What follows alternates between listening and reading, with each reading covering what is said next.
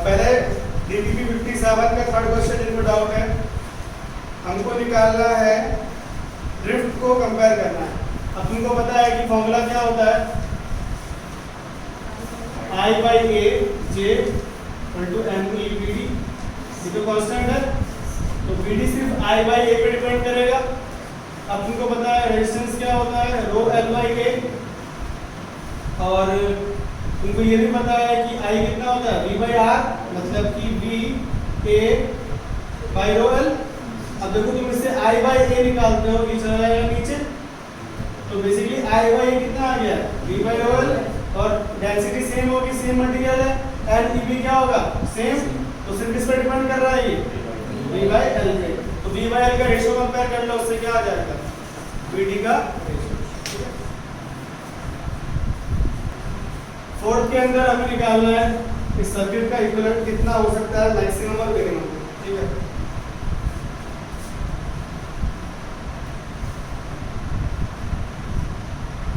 ये तुमने बहुत बार किया होगा, स्टैंडर्ड क्वेश्चन है, आमने सामने वाला रेजिस्टेंस इक्वल होते हैं, क्या ब्रिज बन रहा है इसके अंदर, ठीक है ना, ब्रिज भी बन रहा है, 9R² है, उधर R², लेकिन इसमें सिमेट्री है। सिमेट्री कैसे लगाते हैं, अगर इसमें करंट I1 है तो इसमें भी कितना है, I1, और इसमें अगर I2 है तो इसमें भी कितना है, I2। और देखो अगर यहाँ से I1 आया, यहाँ से I2 गया, तो इसमें कितना नीचे जाएगा, I1 माइनस I2। बैटरी कितनी की मान ली मैंने, U0 की दे रखी है, ठीक है, मान लेते हैं, कोई फर्क नहीं पड़ता, U0 के बिना। अब उसके बाद में कुछ नहीं है, एक बार इस लूप में घूम जाओ, तो इक्वेशन क्या आएगी, U0 minus I2R minus I1 × 3R = 0। और एक बार इस वाले लूप में घूम जाओ, उसमें क्या आएगा, प्लस I2R, और ऊपर आएगा माइनस 3I1R, और नीचे आएंगे तो माइनस आएगा, फिर से माइनस कितना आएगा, I1 माइनस I2 × R = 0। अब देखो हमारे पास में दो इक्वेशंस है, तुम फाइनली इस पूरे सर्किट का रेजिस्टेंस क्या होगा, इक्विवेलेंट U0/I1 + I2। अरे भाई बैटरी, और बैटरी में कितना करंट जा रहा है, I1 I2, इनको सिंपलीफाई करोगे ना, तो ये R इक्विवेलेंट जो है, ये फंक्शन आ जाएगा सिर्फ R का, U0 तो कट जाएगा उसमें से, और उसके अलावा कैपिटल R और स्मॉल r का फंक्शन बनेगा। कैपिटल R इज कांस्टेंट, तो किसका फंक्शन आ रहा है, वो स्मॉल r का। तो अगर तुम उसका ग्राफ बनाते हो या उसको देखते हो तो ऐसा कुछ आता है, R = 0 पे कितना आया, ये 2R आया सर, ठीक है ना। जब इसकी रेजिस्टेंस 0 आ गई तब कितना आया, इसको 0 कर दो, कितना आया, 4R कितना हो जाएगा, 4R/2 ना, 2R हो जाएगा। और यहाँ पे जब R इंफिनिटी है, उस वाले केस में भी निकाल लो, क्या 0 पे कितना आया, 0 पे ये वायर हो जाएगा सिंपल, ठीक है ना, ये 4R हो जाएगा, ये 4R हो जाएगा ना, अच्छा ये वायर बन जाएगी, सॉरी, अगर ये R 0 हो जाएगा तो वायर बन जाएगी। तो एक जगह पर वैल्यू कैसी आएगी, 2R, और दूसरा पे कितनी आ रही होगी, इसे निकाला 3R/2 आ रहा है, 0 पे 1.54 आ रही है, और इंफिनिटी पे आ रही होगी 2R।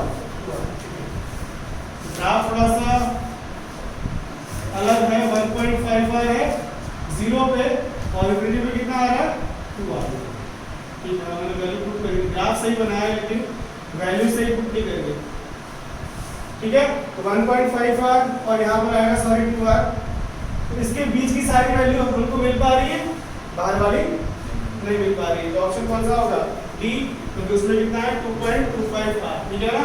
अब ये फंक्शन बना के देख लेना, वैल्यू पुट करना अपने आप आ जाएगा किसी के बाद। क्वेश्चन नंबर 5 रॉड है, इसके दोनों एंड्स स्ट्रिंग से बंधे हुए हैं, और ये वाली स्ट्रिंग मैंने काट दी। अब मुझे निकालना है एक तो ए पॉइंट का एक्सेलरेशन और एक सेंटर ऑफ मास का एक्सेलरेशन, बस डायरेक्शन निकालनी है, ठीक है ना। एफबीडी बनाओ, ग्रेविटी सेंटर ऑफ मास से पास करेगी, टेंशन ए से पास करेगी। सारे फोर्सेस कैसे हैं, वर्टिकल, तो नेट फोर्स अगर वर्टिकल है तो एक्सेलरेशन किस डायरेक्शन में होगा, और कॉमन सेंस से नीचे आया सेंटर ऑफ मास तो mg ज्यादा होगा, टेंशन कम होगा। mg माइनस t बराबर m into acceleration of centre of mass. तो सारे फोर्सेस y में है तो ac भी क्या होगा, y में ना, वेक्टर है सिंपल, जो डायरेक्शन इसकी वही इसकी। तो ये तो पक्का हो गया कि सेंटर ऑफ मास y में चलेगा, और ये भी सिंपल सी बात है कि नीचे ही आएगा, ठीक है ना, रॉड घूम के नीचे आएगी, सेंटर ऑफ मास भी नीचे ही आएगा। अब देखो इसका अगला वाला पार्ट अच्छा है, a का एक्सेलरेशन की डायरेक्शन निकालना। अच्छा कॉमन सेंस से a का एक्सेलरेशन इसमें नहीं हो सकता, बिकॉज़ रस्सी टूट जाएगी, ठीक है ना, लेकिन हम उसको प्रूव कर सकते हैं कैसे। तुमको ये पता है कि सेंटर ऑफ मास का एक्सेलरेशन मान लो ac कितना है, नीचे।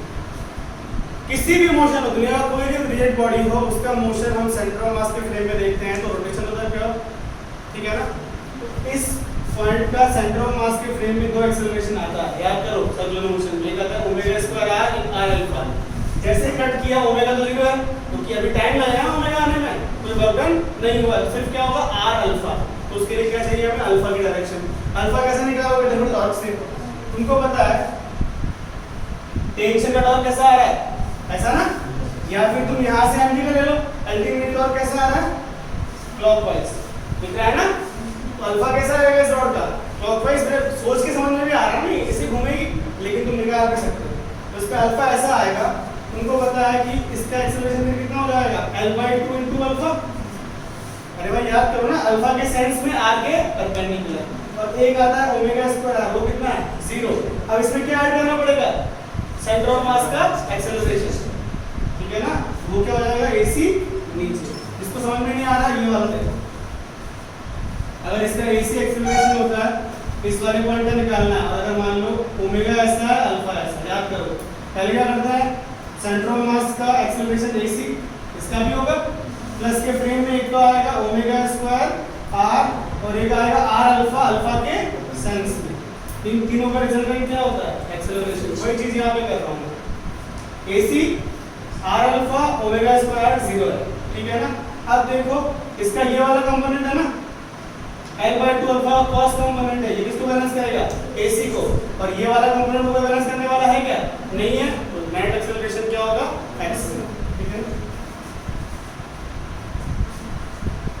क्वेश्चन नंबर 6 में देखो, डायरेक्ट है तो कि अगर स्टेडी स्टेट की बात कर रहा है तो इलेक्ट्रिक बल्ब अगर एक सोर्स से किसी रेटेड वोल्टेज पे कनेक्टेड है तो वो एक्चुअल पावर जो रेटेड है उससे ज़्यादा खर्च करता है। ये तो उसने स्टेटमेंट बोला है, मतलब कि इनिशियली जो है ज़्यादा पावर खाता है बल्ब, ये ऐसा बोलना चाह रहा है।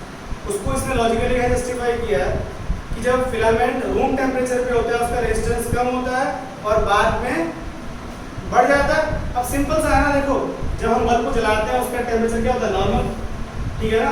तुमको पता है पावर एक रेटेड बल्ब का कैसे आता है, V²/R। अगर बेसिक पता हो लॉजिक तो वोल्टेज हमेशा कांस्टेंट रहता है सारे डिवाइसेस के अक्रॉस, उसीलिए हम सारी रीडिंग कैसे लेते हैं, रेटेड वोल्टेज के अक्रॉस। तो वोल्टेज तो कांस्टेंट है, इनिशियली रेजिस्टेंस नॉर्मल टेम्परेचर वाला है, तो R का मतलब पावर क्या होगा, ज्यादा।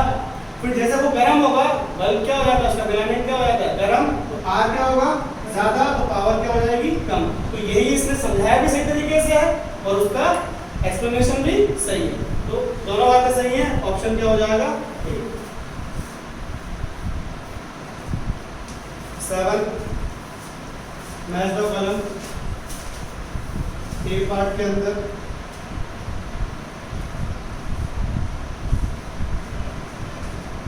उनकी वेलोसिटी नीचे है, उनकी ऊपर है, मास चारों इक्वल है, रॉड मासलेस है। पहले दो पार्ट में कोलिजन को चेंज किया है, इलास्टिक और इनइलास्टिक। अब देखो ऐसे क्वेश्चन में कैसे डील करना है। इनिशियली ये भी क्या कर रहा है, ट्रांसलेशन, ये भी क्या कर रहा है, ट्रांसलेशन। अब देखो इनका कोलिजन है, इक्वल मास है, मोमेंटम क्या होगा, एक्सचेंज। अब देखो डाउट इसमें ये आता है, अगर किसी ने सोचा हो कि मोमेंटम एक्सचेंज तब की जब एक्सटर्नल फोर्स ना हो सिस्टम में, अगर मैं इन दोनों क्या मान लूं सिस्टम, तब भी क्या रॉड का फोर्स क्या हो सकता है, इंपल्सिव, अगर तुमने सोचा हो तो, ठीक है ना। रॉड क्या है, रॉड तो इंपल्स दे सकती है ना, कोई बड़ी बात नहीं, झटका मार सकती है ना। तो इसलिए रॉड का फोर्स क्या हो सकता है, इम्पल्सिव। लेकिन अगर तुम इसको प्रॉपर डेरिवेशन से भी करते हो ना, सेपरेशन अप्रोच और मोमेंटम से, तो भी क्या आता है, मोमेंटम एक्सचेंज हो जाता है, ठीक है ना। तुम चेक कर लेना, मैंने किया है। लेकिन इसमें एक और चीज इंटरेस्टिंग है कि ये वाले जो ब्लॉक्स हैं इनकी वेलोसिटी चेंज क्यों नहीं हुई। पहले देखो, जिनका मोमेंटम एक्सचेंज हो रहा है उनको बना देना, ठीक है ना। इनका तो काम सिंपल है, इसका इधर हो जाएगा भी, इसका भी इधर हो जाएगा। इन दोनों ब्लॉक का क्या होगा, अब देखो, मान लेता हूं मैं इसकी वेलोसिटी कुछ v1 रही होगी बाद में, और मान लो इसकी v2 रही होगी, ठीक है ना। अब इस पूरे को अगर मैं सबको मिला के सिस्टम मान लूं तो कोई भी एक्सटर्नल फोर्स नहीं है, तौर पे ये ना रॉड का फोर्स भी क्या हो गया, इंटरनल, कोरियर का फोर्स भी क्या हो गया, इंटरनल। तो एंगुलर मोमेंटम किसी भी पॉइंट के अबाउट क्या होगा, कंजर्व। मैं पहले इस पॉइंट के अबाउट कर रहा हूं, इसका mvl इसका एंगुलर वैसे कट रहा है, सिर्फ इसका आ रहा है। तो mvl पहले भी था, तो mv1l, तो v इक्वल टू क्या आ गया, v1। समझ में आ रहा है। और वैसे ही अगर मैं इस पॉइंट के अबाउट लूं तो इसका वेलोसिटी भी क्या आएगा, सेम। ये लॉजिक दिमाग में बिठा लेना, ठीक है ना। इन केस कुछ एक्सटर्नल फोर्स आ जाता तो ये नहीं लिख पाते हम, और वेलोसिटी चेंज हो सकती थी। लेकिन यहाँ पर मैं 2 पॉइंट के अबाउट करके ये शॉर्ट बोल सकता हूँ कि इसकी वेलोसिटी v ही रहेगी और इसकी भी v भी रहेगी, डायरेक्शन भी चेंज नहीं होगी, ठीक है। अब इसके बाद तो कुछ भी नहीं है।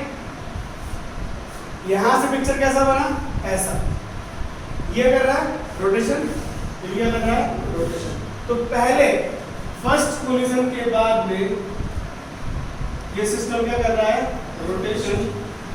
फर्स्ट कोलिजन के बाद में इनकी रोटेशनल काइनेटिक एनर्जी इंक्रीज हुई ना, पहले रोटेशनल थी ही नहीं, अब कुछ आ गई है, तो kinetic energy of rotation is increased. मैं इसमें फर्स्ट कोलिजन की बात कर रहा हूं, लेकिन यहाँ पे एक और कोलिजन होगा, देखना कैसे, ये घूमेगा, ये भी घूमेगा, घूमने का सेंस दोनों का एग्जैक्टली सेम है।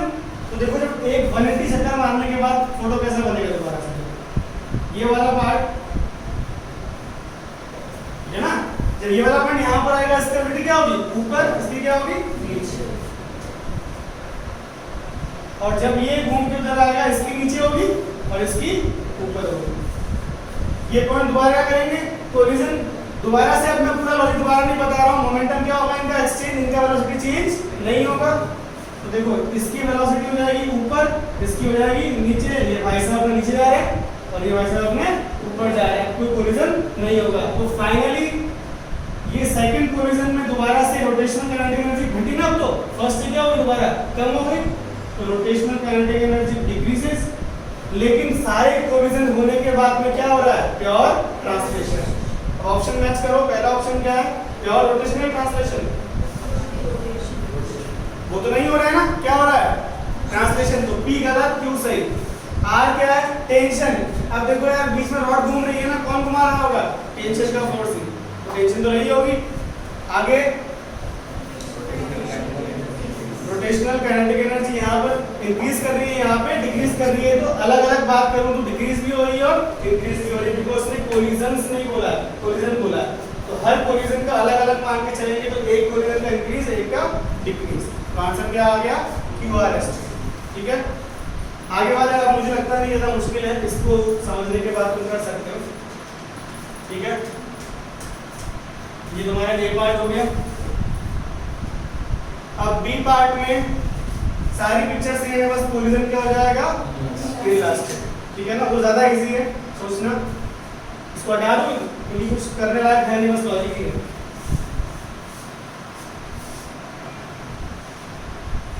ये तो बहुत ही सिंपल है, देखो चिपक जाएंगे दोनों बीच वाले। इनकी वेलोसिटी अभी भी चेंज नहीं होगी, because same logic, angular momentum conservation की, चिपके ना चिपके से फर्क नहीं पड़ रहा है। ये क्या है, इंटरनल फोर्स, ठीक है ना। अब ये क्या हो रहा है, प्योर रोटेशन। अब क्या टकरा है, किसे टकरा है, तो घूमता रहेगा। तो पहला ऑप्शन क्या था, प्योर रोटेशन। आफ्टर कोलिजन क्या हो रहा है, प्योर रोटेशन, ये तो सही हो गया। दूसरा गलत हो गया, ऑब्वियसली घूम रहा है, टेंशन तो आ गई। और काइनेटिक एनर्जी में आ गया ना, पहले क्या था, ट्रांसलेशनल एनर्जी, अब किस में आ गया, रोटेशनल एनर्जी क्या हो गई है, इंक्रीज। तो क्या आंसर होगा, PR, ठीक है। अब आते हैं C और D। C और D भी सेम है, बस कोलिजन डिफरेंट है। एक बार मुझे याद दिलाना डायरेक्शन क्या है। ये कैसे घूम रहा है, clockwise anti clockwise, same direction. ठीक, ऐसा कुछ है, ओमेगा से है ना। अब देखो जब टकराएंगे तो ये क्या हो जाएगा, ऐसा, और ये कैसा हो जाएगा, ऐसे घूम रहा है ना। ये ऊपर जा रहा होगा, ये नीचे जा रहा होगा। ओमेगा सेम है तो इस पॉइंट की वेलोसिटी भी क्या, इसकी भी सेम। क्या ये एग्जैक्टली पहले वाले पार्ट जैसा नहीं हो गया।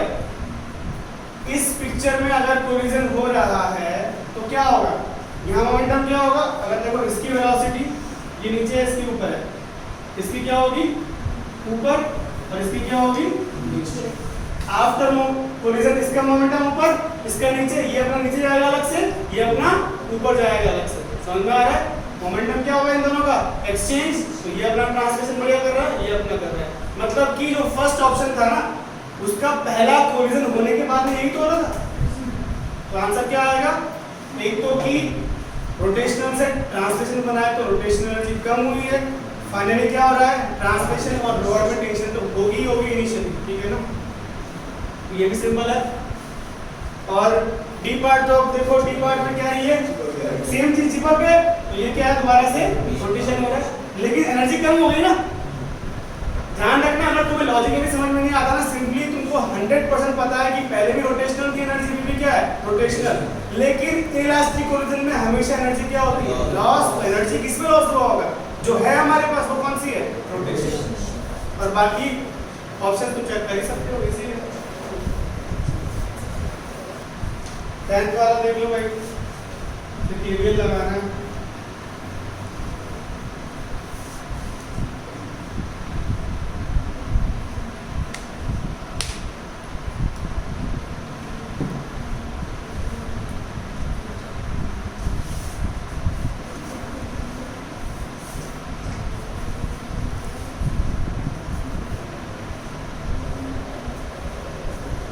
सारे रेजिस्टेंस इक्वल है, सारी बैटरीज भी इक्वल है। हमें निकालना है तीन करंट्स I1 I2 I3। इसको क्या बोला, I3 बोला है, I1 ये I2 और ये I3।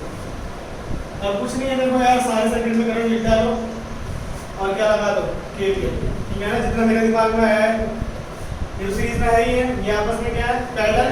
अब देखो उसके बाद में तुम्हें यहाँ का करंट नहीं पता है, तो ये सर्किट बहुत सिंपल है, डायरेक्ट दिख रहा है। तो इसमें यहाँ रेजिस्टेंस दिखा, ठीक है ना। मान लो इसमें करंट I है, तो V कोई ड्रॉप नहीं हुआ, माइनस IR कोई ड्रॉप नहीं हुआ, करंट कितना आ गया, V/R। और डायरेक्शन क्या है, इधर। तो V दे रखा है 6 वोल्ट ना, और रेजिस्टेंस कितना 3 ओम, करंट इसमें कितना आ गया 2 एम्पीयर। ये 2 आ गया, I1 I2 I3। अब तुमको सारे सर्किट के करंट निकालने में कोई दिक्कत नहीं होगी in terms of I1 I2 I3। ठीक है ना, कैसे निकालोगे देखो, तुमको पता है यहाँ से I3 निकला ना, इस पॉइंट से देखो, और यहाँ से I1 निकला, तो एंटर कितना किया होगा, I1 + I3। तो इस वाले ब्रांच में कितना, सॉरी I2 + I3। यहाँ से I2 निकला, यहाँ से I3 निकला, तो कितना एंटर किया होगा, I2 + I3। अब इस पॉइंट पे आओ, यहाँ से I1, यहाँ से I2 + I3 को कितना एंटर किया होगा, I1 + I2 + I3। ठीक, अब देखो यहाँ पे आ जाओ, ये I3 आ रहा है, यहाँ से 2 निकल रहा है, यहाँ से कितना निकलना चाहिए, I3 - 2। तो यहाँ पे कितना आ गया, I3 - अब इस यहाँ पर आ जाओ, यहाँ से कितना आ रहा है, I2, यहाँ से कितना आ रहा है, I3 - 2। यहाँ पे कितना आएगा, इनका सम I2 + I3 - 2। यहाँ पे आओगे, उसके बाद में ये आपस में क्या है, पैरेलल। तो इनका करंट क्या होना चाहिए, सेम, क्योंकि रेजिस्टेंस भी क्या है, सेम। इनमें करंट सेम है। और अगर यहाँ से आ रहा है I1 + I2 + I3, तो इसका मतलब इसका आधा आधा दोनों में डिवाइड हुआ होगा, तो इसमें भी कितना आ रहा होगा, I1 + I2 + I3/2। और इसमें भी सेम चीज आई होगी, I1 + I2 /2। अब तुम्हें देखो इस पॉइंट पे कितना आ रहा है, ये पता, यहाँ से आ रहा है पता, ये भी पता है, तो ये वाली ब्रांच का भी निकल रहा है। बस बता रहा हूँ, तुम हर नोड का करंट निकाल सकते हो। अब कोई भी 3 लूप पकड़ो, अपने हिसाब से तीनों में क्या लगाओ, Kirchhoff voltage law. 3 variable 3 equation, ठीक है ना, निकाल लो। तो देखो एक एक एच बना रखा है।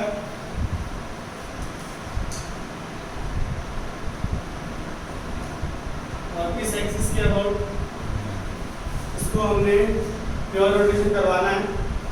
ये प्लेन कैसा बोला है इसने, हॉरिजॉन्टल। इसे डायग्राम टेढ़ा बनाया उससे कोई फर्क नहीं पड़ता, इस चक्कर में मत पड़ना कि इसने ऐसा बनाया, ये कोई एंगल नहीं है, कोई एंगल नहीं दिया उसने। ये क्या बोला, ये प्लेन कैसा है, हॉरिजॉन्टल, मतलब कि एच लो और उसको तुम क्या रख दो, ग्राउंड पे, ठीक है ना। या फिर इसको प्लेन को कैसे रखो, एच को हॉरिजॉन्टल, और किसके अबाउट छोड़ रहे हो तुम, इस हैंड के अबाउट, तो कैसे घूमेगा, ऐसे ऐसे पलटेगा। अगर तुम उसको ऐसे देखना चाहते हो, देखो एक्सिस को अगर मैं मान लेता हूं ऐसे,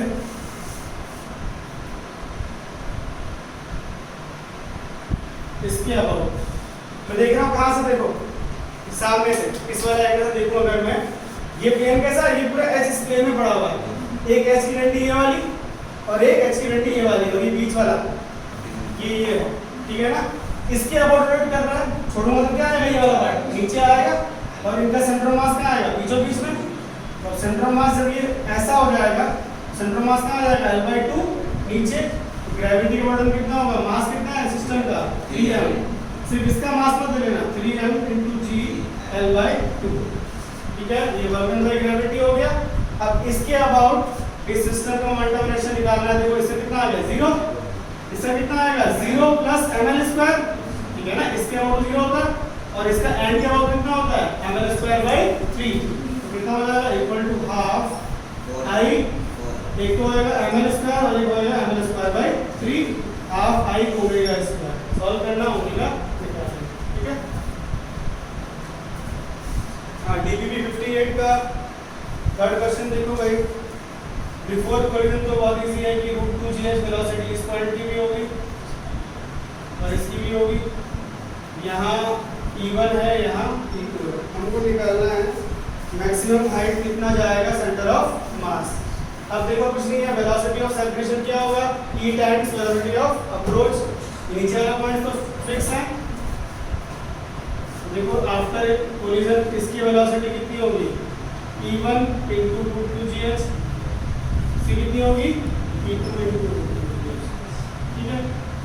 अब तो सिंपल ही है, तुम्हें पता है कि अगर मैं इसको सिस्टम मानूं, नेट फोर्स कौन सा लग रहा होगा, ग्रेविटी का, mg = ma/c।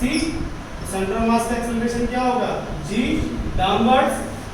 और इनिशियली मान लो सेंट्रल मास की वेलोसिटी uc है, हाईएस्ट पॉइंट की वेलोसिटी कितनी हो जाएगी, 0, ठीक है ना। डिस्प्लेसमेंट क्या होगा, v² = u² + 2as, इक्वेशन लगा दोगे ना। v0 है uc² - 2gs, तो इसके मैक्सिमम हाइट कितनी आ जाएगी, uc²/2g। तो हमारा सारा का सारा काम कहाँ पे आके टिक जाता है कि after collision centre of mass की वेलोसिटी कितनी है। अगर वो निकाल दूंगा तो उतनी बड़ी बात नहीं है। हमारा आंसर है uc²/2g। अब इसको हटा देते हैं, आपको कुछ बढ़ा नहीं है। अगर तुम्हें यूनिट बॉडी पे 2 पॉइंट का वेलोसिटी पता, तुम सब निकाल सकते हो। ओमेगा, vc कैसे निकालोगे, इस पॉइंट के फ्रेम में देखो ये कर रहा होगा प्योर रोटेशन, तो इस पॉइंट के फ्रेम में इसकी वेलोसिटी कितनी होगी, P2 - E1 √2gh, है ना। और वो क्या होगी, ओमेगा × r, ये लेंथ कितना है, l है। तो इसका रॉड का ओमेगा कितना आ गया, ये वाली वैल्यू, ओमेगा आ गया। उसके बाद तो कुछ नहीं है, मान लो सेंटर ऑफ मास की वेलोसिटी कितनी है, vc। ओमेगा किधर माना है तुमने, ऐसा माना ना, तो इसके फ्रेम में इस पॉइंट की वेलोसिटी E2 - E1 किया है ना, ऊपर क्या मानी है, पॉजिटिव। तो मतलब कि इस पॉइंट की वेलोसिटी क्या होगी, vc + ओमेगा L/2। तो vc + ओमेगा L/2 लिखोगे तो क्या आएगा, E2 - E1 √2gh/2, ठीक है ना, ओमेगा L/2। ये प्लस ये, और ये कितना है एक्चुअल में, E2 √2gh। इससे vc आ जाएगा, यहाँ पुट करोगे क्या आ जाएगा, मैक्सिमम, ठीक है। कर लो। क्वेश्चन नंबर 5, हमारे पास में एक गैल्वेनोमीटर है। अगर उसके साथ सीरीज में 27 ओम लगाते हैं तो मैक्सिमम वोल्टेज एंड तक इंक्रीज कर जाता है, और अगर उससे 3 ओम के रेजिस्टेंस से शंट करते हैं तो रेंज करंट जो है n टाइम्स इंक्रीज कर जाएगा, ठीक है ना। तो निकालना है n की वैल्यू, इंटरनल रेजिस्टेंस, की सारी बात। इक्वेशंस बता दे रहा हूँ कैसे बनानी है। जब हमने इसको लगाया सीरीज में, मैक्सिमम करंट मैंने मान लिया Ig, इसका रेजिस्टेंस मान लिया Rg, कितना लगाया सीरीज में मैंने 27। जब ये कुछ नहीं था 27 तो ड्रॉप कितना था Ig Rg, वो कितना मान लिया मैंने V। इसको लगाने के बाद ड्रॉप कितना होगा Ig into Rg plus 27, वो कितना है Vn, ठीक। अगले वाले पार्ट में Ig और Rg मैंने मान लिया करंट कितना है n into Ig ना, हमको बोला है इस वाले सर्किट में करंट कितना अलाउ कर रहा है Nig, तो इसमें कितना बच गया n minus 1 into Ig, और इसका रेजिस्टेंस कितना दिया 3 दिया ना। ड्रॉप क्या होगा दोनों में same, Ig Rg equal to कितना आ गया 3 into n minus 1 into Ig ना, Ig कट जाएगा। और अब इस इक्वेशन को यूज करना, क्या निकाल लोगे Ig Rg भी पता है, ये भी पता है, डिवाइड कर लो, क्या आ जाएगा Rg और n में इक्वेशन आ जाएगा, और एक Rg और n में ये इक्वेशन है, ठीक है ना। इक्वेशन 1 को 2 से डिवाइड करोगे, इक्वेशन क्या बनेगी Rg upon Rg plus 37 equal to 1/n। ये वाली इक्वेशन क्या है, ये Rg equal to 3n minus 1। Rg n में दो इक्वेशन, दो वेरिएबल, Rg n आ गया, तो पहले दो पार्ट तो हो ही गए, और आखिरी पार्ट में क्या है तुमको निकालना है करंट। अब देखो उसके अंदर ये वाला जो है ना, जहां लिखा हुआ है वोल्ट मीटर, वहां पे क्या लगाओगे सेटअप Rg प्लस 27 चिपका देना, और जहां पर है अमीटर वहां पे क्या लगा देना Ig और 3 को पैरेलल में चिपका देना, और बाकी सर्किट सॉल्व करना है, कुछ भी नहीं, ठीक है। जो मैंने क्वेश्चन दिया था एडवांस वाला लास्ट क्लास में, वो देख लो एक बार। ऊपर वाला ब्लॉक कितना था M1 या M2? M1 कूलिंग थी, यहाँ पे मास M2 था, इनिशियली सब रेस्ट में है, और यहाँ पर क्या था लिमिटिंग फ्रिक्शन। मान लो टेंशन अगर T थी, यहाँ पर भी T है M2G, यहाँ पे लिमिटिंग और फ्रिक्शन की वैल्यू कितनी होगी म्यू M1G। अब देखो इनिशियली T बराबर क्या होगा M2G, और T बराबर क्या होगा म्यू M1G। डायरेक्टली क्या लिख सकता हूँ mu M1G equal to M2G, तो इससे इक्वेशन क्या आ गई म्यू इक्वल टू कितना आ गया M2/M1। इसको यूज करना था, ये तो सिंपल था, ठीक है। अब क्या किया हमने, नीचे वाले ब्लॉक को वेलोसिटी दे दी v0 इस इंस्टेंट पे, और ये दिया हुआ है कि ये लेंथ L है। ऑब्वियसली पहले ये बैलेंस कर रहे थे, अब ऑब्वियसली ये जो है कुछ सर्कल में घूमने की कोशिश कर रहा है, एग्जैक्ट सर्कल तो नहीं है, तो ये पॉइंट पे क्या आ रहा है नीचे आया, लेकिन जो भी हो टेंशन तो बढ़ जाएगी, हमें नहीं पता कितनी बढ़ेगी, टेंशन बढ़ेगी, तो टेंशन बढ़ेगी तो ये ब्लॉक आगे जाएगा, बिकॉज़ ऑलरेडी लिमिटिंग है, तो ये 100% है कि यहाँ पर क्या आ जाएगा काइनेटिक फ्रिक्शन। तो इस वाले पे फोर्सेस एवरीडी सेम रहेगी, लेकिन टेंशन क्या होगी आपकी बात ज्यादा, तो मैं इसको T ही बोल दे रहा हूँ, लेकिन ये T क्या है नया वाला T, तो T minus mu M1G equal to M1 into A। First law का सिंपल इक्वेशन है, नेट फोर्स बराबर मास इनटू एक्सेलरेशन। अब इस पे आओ, सारा ये इस पॉइंट के हिसाब से, ग्राउंड फ्रेम में तो ये सर्कुलर मोशन नहीं कर रहा, ये पॉइंट AC से आगे आ रहा है, तो ये पॉइंट A से मतलब A से नीचे जा रहा है। अब इस फ्रेम में ये पार्टिकल क्या कर रहा है सर्कुलर मोशन, ग्राउंड फ्रेम में नहीं कर रहा, तो इस फ्रेम का एक्सेलरेशन कितना A डाउनवर्ड, तो इस पे क्या आएगा सूडो फोर्स। बस ये लॉजिक था इसके अंदर। तो M2 है, T लग रहा है, नीचे लग रहा है M2G, और एक लग रहा है सूडो फोर्स कितना M2 into A। Net force ऊपर कितना आ गया P plus M2A minus M2G equal to M2 V0 square by L।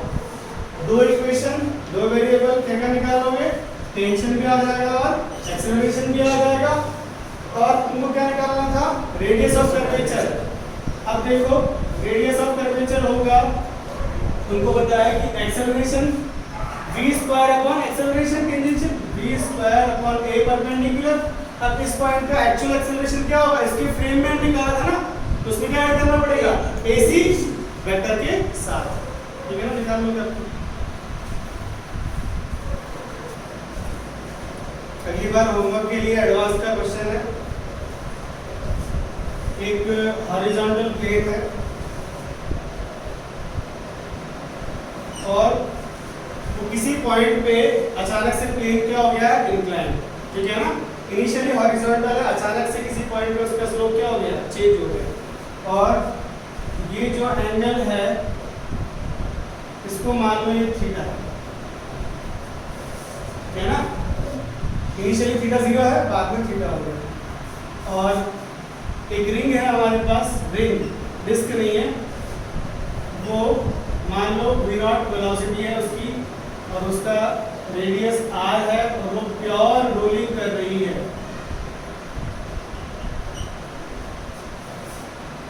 ठीक है ना, रेडियस r है, वेलोसिटी v0 है, सेंटर ऑफ मास की, और प्योर रोलिंग कर रही है, तो कुछ ओमेगा भी रहा होगा तो निकाल सकते हो, तो बड़ी बात नहीं है, ठीक है।